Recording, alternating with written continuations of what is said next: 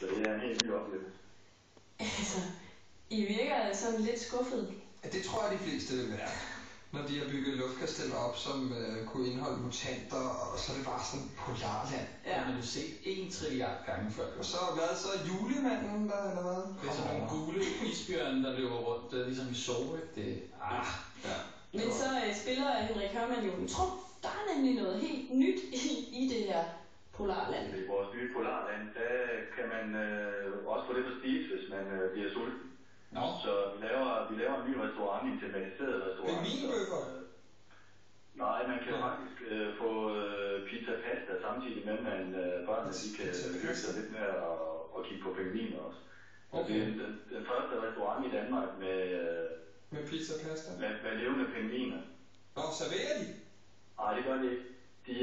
Børnene de kan kigge på dem, og de kan lege med dem igennem glasset ind til pingvinerne. Lege med dem igennem glasset? De kan kigge på dem?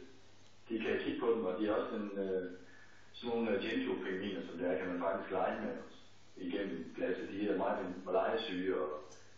Okay. Legesyge pingviner. Ja, det var hans trumf. Ja, jeg ved ikke, hvordan man leger med en pingvin igennem et glas. Men når man er i zoologisk have, så kan man ikke komme i kontakt med dem, det ved jeg. Jeg har også prøvet at tage i gang. Men altså, Danmark her, der er jo faktisk slut nu. Hvad render I og laver? Ja, det er et godt spørgsmål. Ja, tak. Men det er sjovt, fordi lige præcis i dag, der er en helt særlig dag for Christian og mig.